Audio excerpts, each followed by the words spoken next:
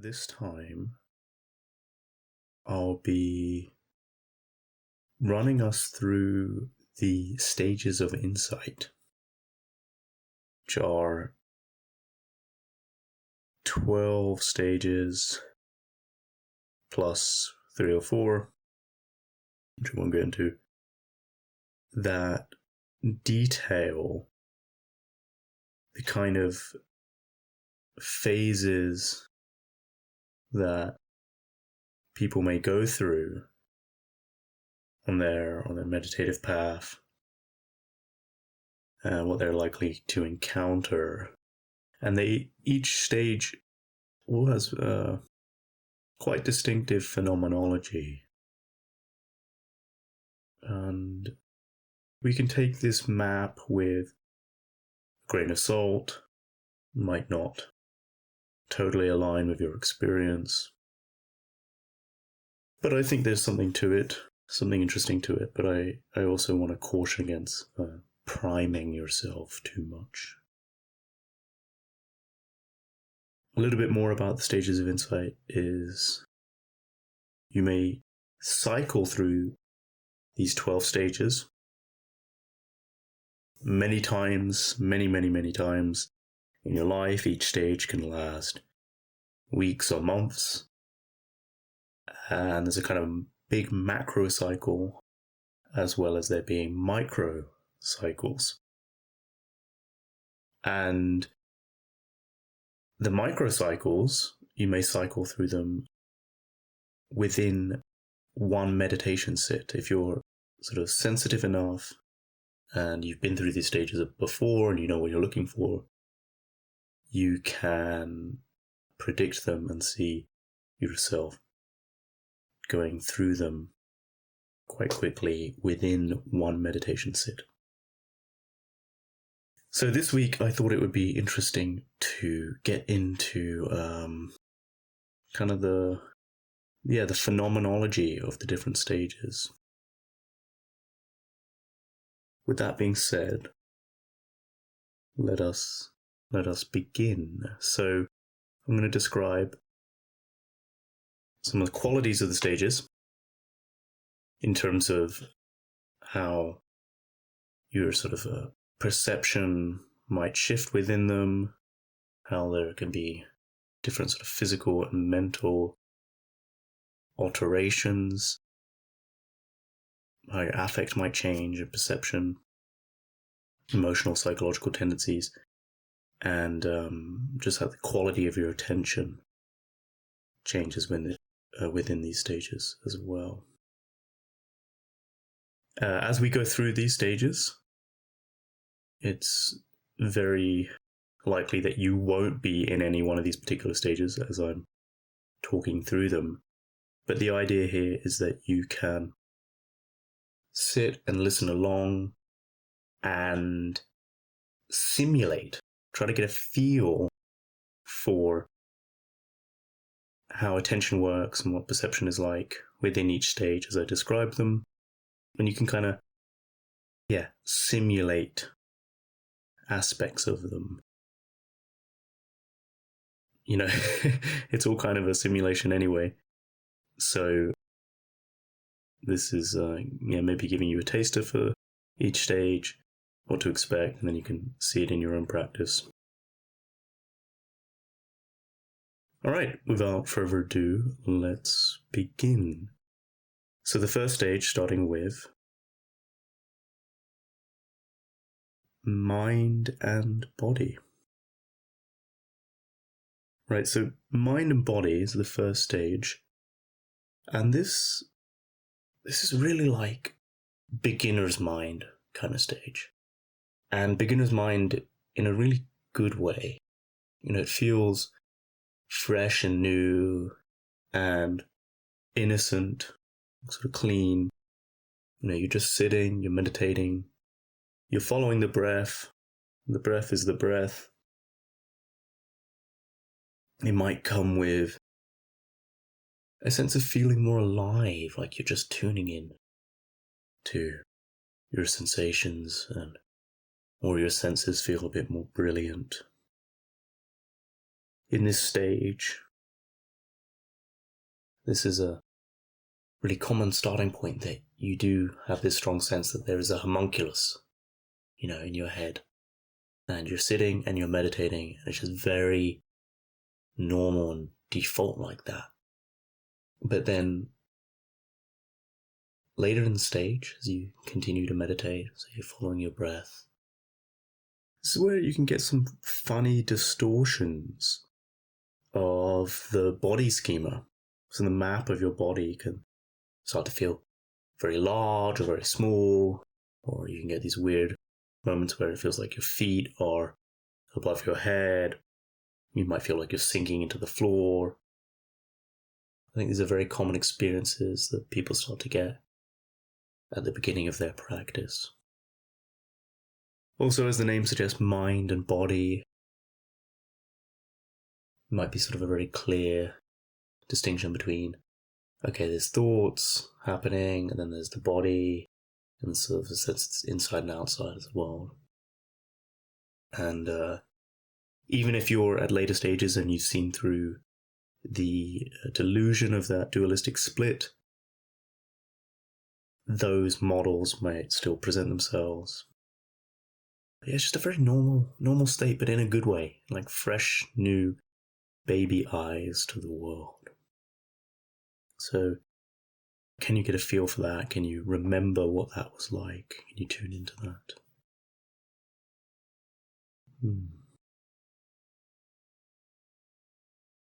Okay, moving on. The next stage is cause and effect. So now, in your practice, you're getting more into the rhythm of things. And this is where you can start to see how intentions lead to movements. So first there's a bodily urge to move, and then a thought, and then that directs motor movement.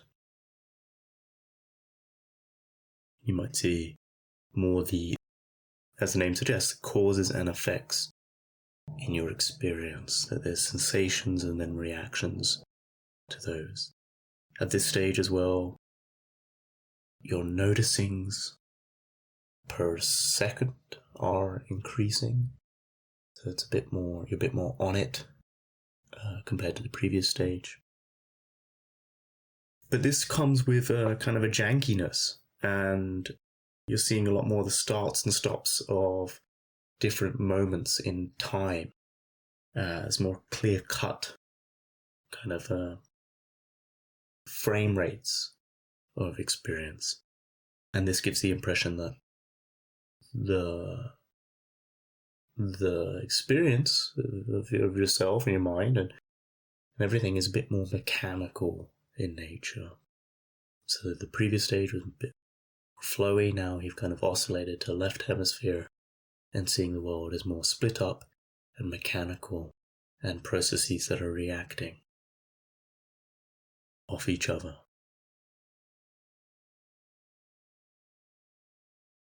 Yeah, there's just a bit more of a deepening into the practice as well at this point. Some of the brilliance of mind and body stage is worn off.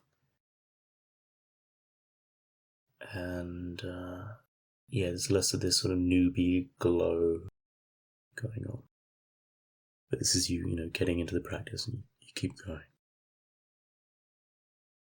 Okay, so after cause and effect, we have the 3 characteristics. What are the 3 characteristics? They are, of course, unsatisfactoriness, impermanence, and no self. And this is where those qualities of experience are showing themselves a lot more. Yeah, you can't help but see nothing stays the same. You can't find satisfaction at this stage. And the self becomes much more elusive and mysterious, and you might start to question the self, and where is the self, and you can't find it. And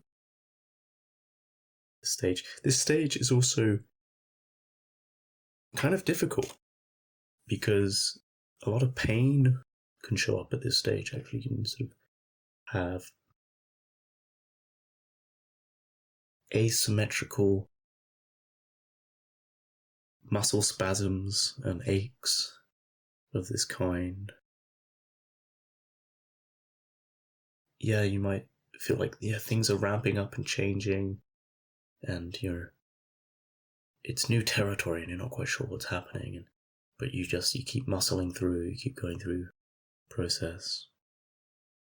This is the stage in which people can experience weird sort of energetic phenomena, kriyas. The body starts swaying and such like this. That doesn't happen to everyone, but it's common. If you notice, jaw tension, neck pain, things like this could be a sign of you're entering into the 3 characteristics stage.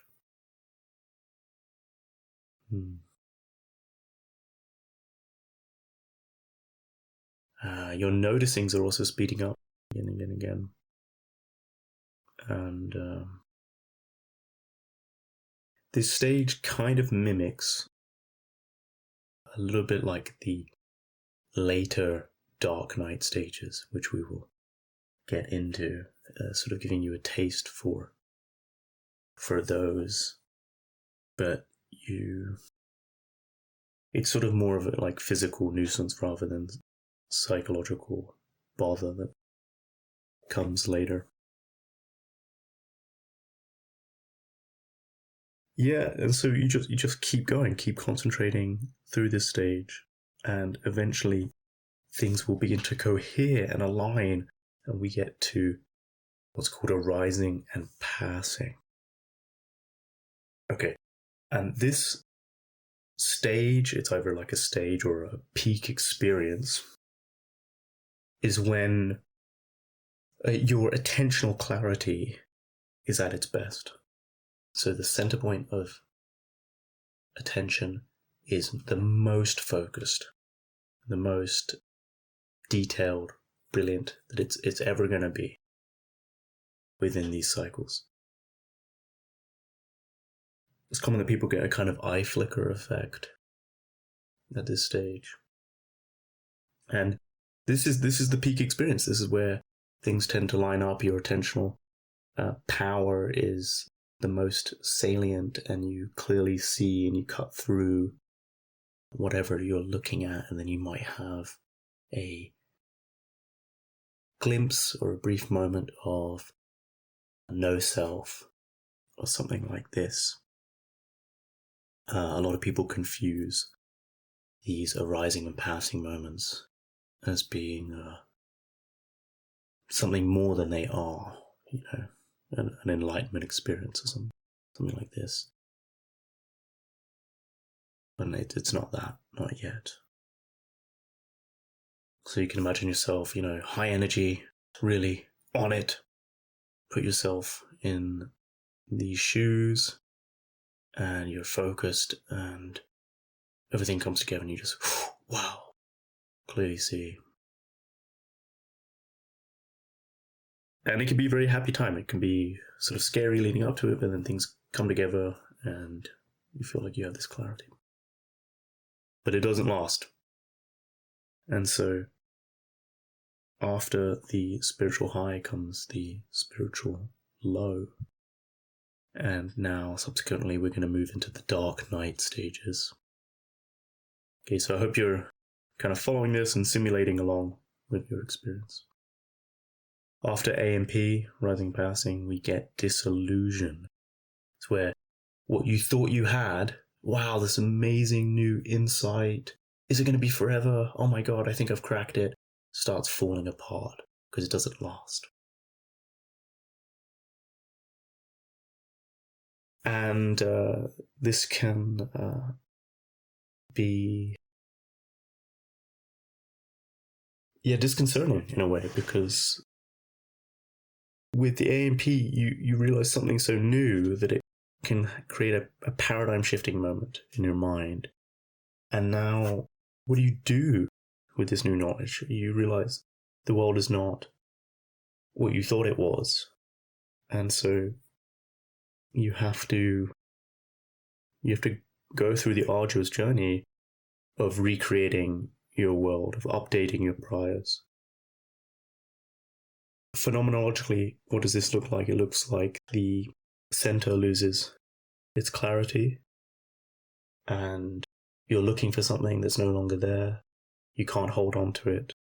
The ground starts eeping out from beneath you.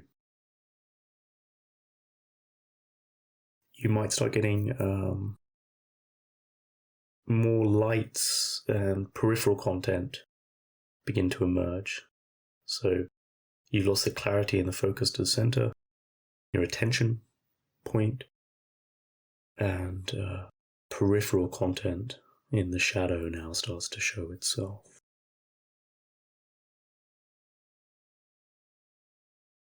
As disillusion sets in, the next stage is fear, when it starts to really sink in that what you thought you had is not it, and you're confused about the world. Through fear is a counter response to disillusion, where you try to reinstigate clarity and attention. So forth, your attentional clarity and intensity can return, but it's not the same. You don't get to go back to the arising and passing, that peak experience. So, yeah, fear is really a counter-response, and of course, this can come with the emotional affect of a sense of fear. Now, it doesn't have to, right? If you're sensitive enough, you can just spot these changes in your phenomenology, and in my experience, it doesn't come with some existential sense of fear. As, subject and object relations can change throughout the path of insight.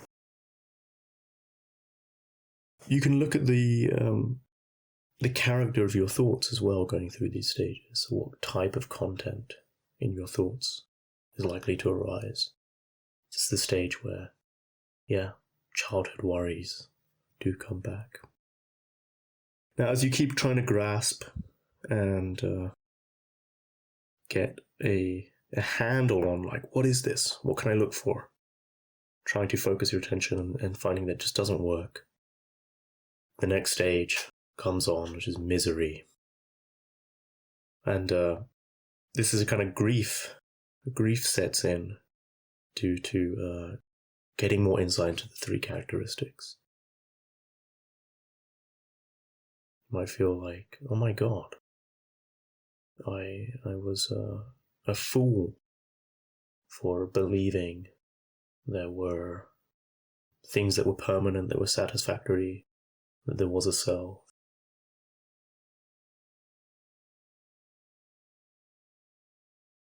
Your attention broadens, and the center point, the center focal point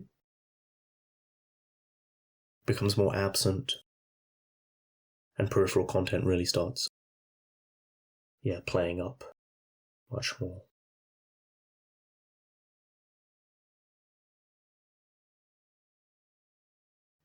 Yeah, it's the kind of woe is me stage where you're distraught and you're wallowing in your misery. Things are quite soft, actually, in nature, and it's quite low energy, and you need a lot of time to rest and recuperate. This stage is kind of depressive.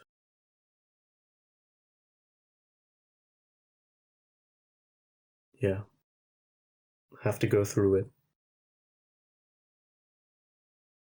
It's not actually a bad thing necessarily, though. This is really the process of shedding the old skin, and leads to a transformation, and a metamorphosis of your being, which is going in a good direction. It's the 3 characteristics can be pinned as a negative thing, but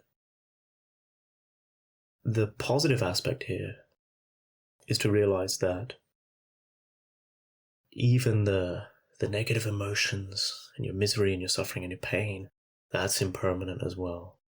And that's not satisfactory either, meaning this stuff won't ever fully overtake your being.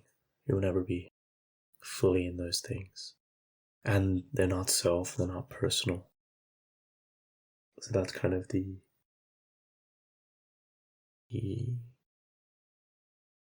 light side within the dark. As this sets in more, we move to the next stage, disgust. And disgust is a restless stage. This is where you just can't find interest in anything. And what this looks like phenomenologically is your attention is darting around. It won't stay on anything for very long. It's a noisy state of mind. There's a lot going on. Everything is kind of irksome, bothersome. If you find you just can't concentrate, and you can't pick a meditation object. It's like, oh, try the breath, no. Try body sensations, no. Try noting, no. And you just like, oh, I don't want to do any of this. This is really a stage when how this manifests more grossly is, you don't know what to do. You're kind of fed up and bored in a way. Like, shall I watch Netflix? No. Shall I read a book? No. Don't really want to go out? No. And it's like, shall I eat something? Oh, I can't be bothered. There's nothing that your attention can land on that feels satisfying or entertaining or interesting. So if you notice this kind of restlessness, it might be a stage of disgust. Now, after going through enough of these kind of issues, at some point you recognize that no one is coming to save you. You have to do this yourself. And this brings us to desire for deliverance. At this stage, we want all that noise to go away. It's like, I'm going to really do something. I have to do something because it's not settling itself.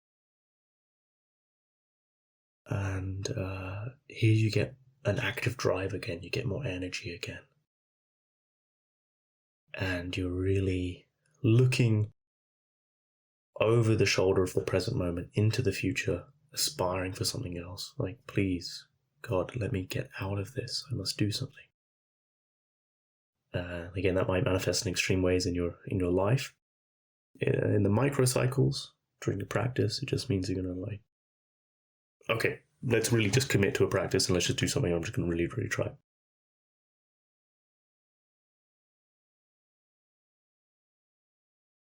Noting can be helpful here, and it might be easier to open your eyes, note the restlessness, note all the noise, all the peripheral content.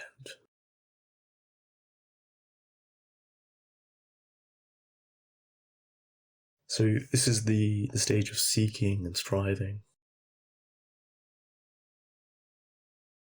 It might not feel like it at the time, but it is empowering because you're taking matters into your own hands. As opposed to wallowing in your misery like the previous stage. You're just saying, it's up to me. I have to do this. I have to make a change.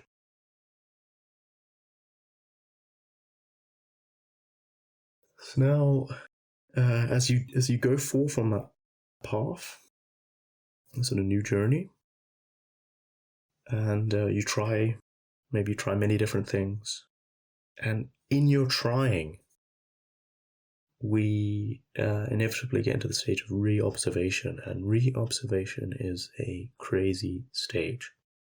This is like all the madness of the prior Dark Night stages re-evoke themselves and come at you in very random ways, and there can be a lot of intense restlessness and you can't sit still. a lot of repetitive thoughts and earworms and flashy light patterns in your visual field or your mental image space. Again, you get weird, shaky movements like the kriyas and energetic impulses and these things. There's some random spontaneous spasms, something like that. And it can really feel like the whole of the dark night just coming together and coming at you, but you just got to keep pushing on.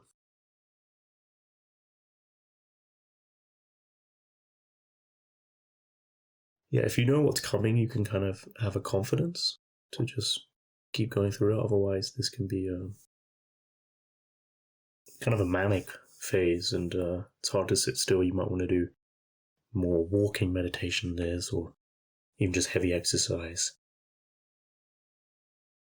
Metta is a very good idea at this stage. Show yourself compassion and love.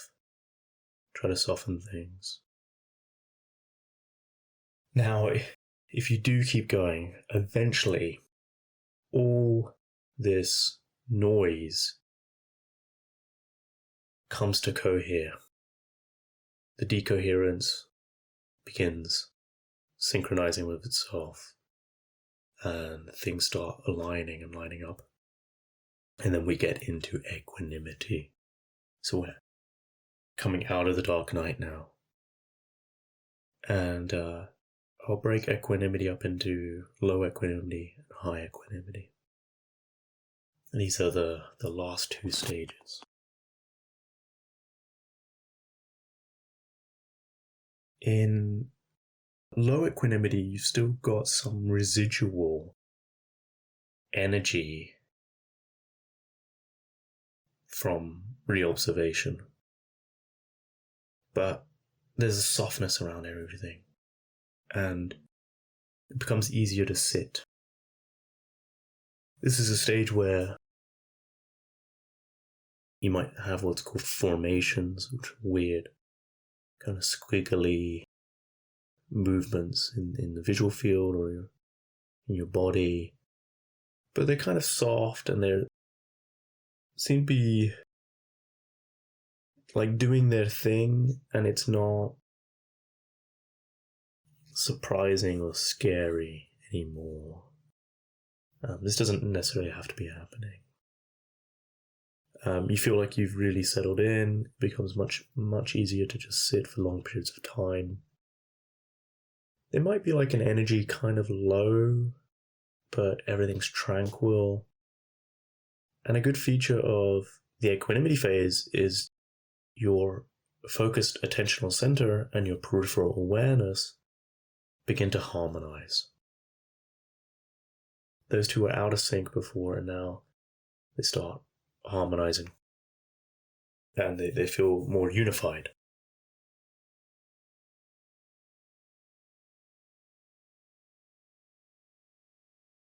An easy pitfall in this stage is you kind of lose motivation to do any sort of effortful practice, and you just sit because you finally got relief now, things are nice. You want to take your hands off the wheel. And there's certainly a time and place for that. But it might be also at the beginning stages of equanimity, keep pushing on. Keep doing the more doing meditations. It's also worth noting that the equanimity stage, or stages, is very long.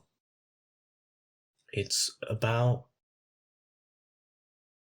even as it can be as long as the whole of the dark night stages together.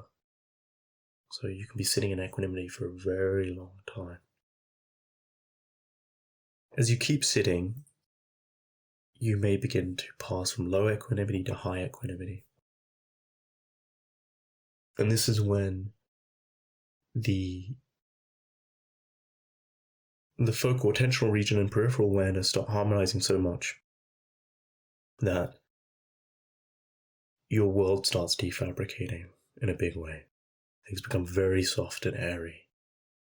And the 3D voluminous experience of the world might start to become 2D.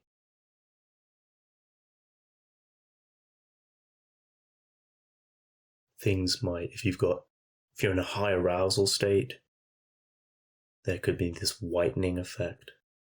If you're low arousal, darkening, blackening effect. And if you keep sitting in that time, that's a very good period to do insight practice. Or even just dropping the ball, letting everything go. You've done all this prior work. The conditions are just right now for noticing that there is no center, no boundaries. If you muster up the motivation, it's very good to do jhana during this time, jhana practice. And if you're lucky, it's only a matter of time until high equanimity leads to full coherence and you get a cessation or fruition, which is sort of a very special moment, and which there is no moment, no experience, no phenomenology. Won't go too much into that here. And then you're ready to repeat the cycle. There's a couple more stages. There's like a whole review stage, review cycles. You're kind of quickly cycling through, sort of going over what you learned. And you may repeat these cycles again and again and again and again and again. So I hope this was informative and something to look out for in your practice. Pay attention, just track, that there's no, in terms of, your attentional clarity is not going to always be stable. Your concentration won't always be stable. Things change. Life comes in seasons like this. So that's just a little bit of the phenomenology of these different stages. I hope this was interesting, and take care of yourself.